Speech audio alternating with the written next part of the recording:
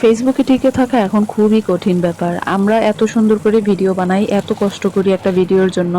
আমাদের video viral হয় না, ভাইরাল হয় কাদের জানেন? একটা ভিডিওতে দেখলাম ৩ মাস কি ৪ মাস হবে বাচ্চার বয়স। সেই বাচ্চাকে এত পরিমাণে গালে থাপড়াইতেছে শুধু ভিডিও ভাইরাল করার জন্য। চিন্তা করেন মানুষের মন মানসিকতার অবস্থা। তো মানুষ এখন হয়ে গেছে জানোয়ারের থেকেও আসলে খারাপ।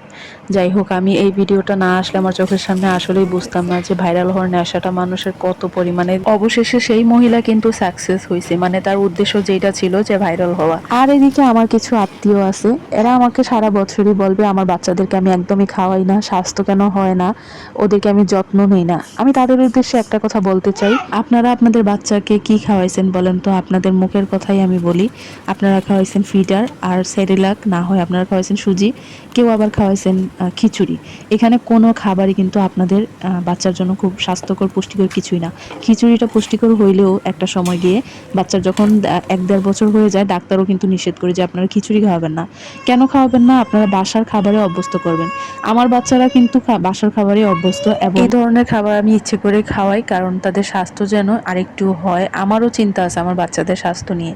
তো আমি যেহেতু মা, আমার সবথেকে বেশি চিন্তা থাকবে, তাই না? সেটা না হয়ে আপনাদের অনেক বেশি চিন্তা হয়ে যায়।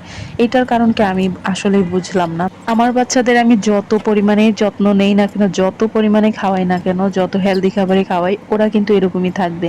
কারণ একটাই, ওরা জেনেটিকটাই আসলে পাইছে। আমি শুনেছি আমার হাজবেন্ড নাকি অনেক শুকনা ছিল ছোটবেলায়, আর আমার স্বাস্থ্য মিডিয়াম ছিল। আমার বাচ্চাদের থেকে আরেকটু বেশি স্বাস্থ্য ছিল, তো ওরা একটু বেশি শুকনা হয়ে গেছে।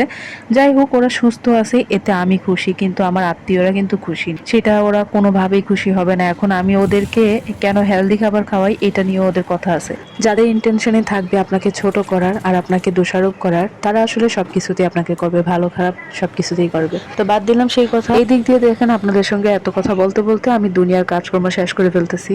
তো সকালেই তো আমি আমার বাচ্চাকে স্কুল থেকে আনলাম, আনার পরে ওকে একটা হেলদি নাস্তা বানিয়ে দিলাম। ও নাস্তা খেয়ে পড়তে বসছে, এর মধ্যে ওর প্রাইভেট টিচার চলে আসছে। বাজার থেকে টাটকা ট্যাংরা মাছ কিনে আনছিলাম, তো সেগুলো আমার কাটার আর সুযোগ হয় নাই, আমি ফ্রিজে রেখে দিছিলাম। আজকে এগুলাকে নামিয়ে সবগুলাকে কেটে নিলাম, কাটা ধোয়া সবকিছু কমপ্লিট। এবার আমি তরকারি কাটতেছি, তরকারি কাটা হয়ে গেলে আমি রান্না বসিয়ে দিব।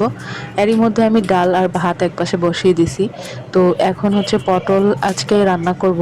আজকে খুব মজা করে একটা পটলের রেসিপি করব, এটা আপনাদের সঙ্গে শেয়ার করব। পুরো রেসিপিটা যদিও আমি শেয়ার করতে পারবো না, কারণ এই পটলের রেসিপিটা আমি টোটালি মন গড়া নিজের মতো করে রান্না করছি, তাই আমি একটু কনফিউশনে ছিলাম যে আমার রান্নাটা কেমন হবে, মজা হবে কিনা। এদিকে দেখেন আমি পটলটা কিভাবে কাটছি দেখিয়ে নিলেন।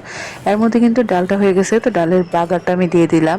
তো আরেক পাশে ভাতও হয়ে গেছে, অলরেডি দুইটা হয়ে গেছে, আর দুই একটা তরকারি রান্না করলেই দেখি আমার রান্না আজকের মতো কমপ্লিট।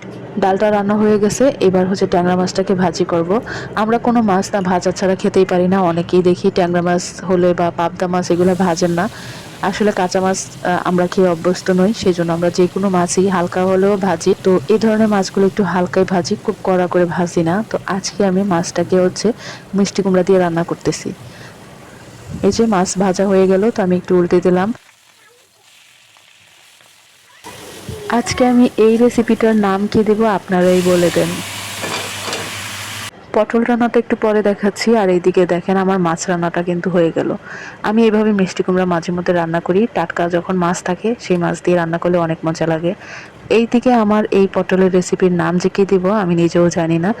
আমার আজকের এই রেসিপির নাম আচারি পটল দিলে খুব একটা খারাপ হয় না, কিন্তু কারণ আমি আচারের যত মশলা ছিল সবই অ্যাড করছি এটাতে, আর কিছু বাটা মশলাও ব্যবহার করছি। রান্নাটা কিন্তু বেশ দারুণ হয়েছিল। আমি গরম ভাতের সঙ্গে বাচ্চাদের জন্য উঠিয়ে নিলাম। ওরা খুব এক্সাইটেড থাকে আমি যখন নতুন কোনো রান্নার এক্সপেরিমেন্ট করি। আমার পাশেই কিন্তু আমার মেয়ে দাঁড়িয়েছিল, কারণ এত বেশি স্মেল আসতেছে, খুব ভালো একটা অ্যারোমা আসতেছে, সেই জন্য ও দৌড়ে আসছে, মনে করছে চিকেন রান্না হচ্ছে নাকি। ওরা দেখেন কি পরিমাণে খুশি।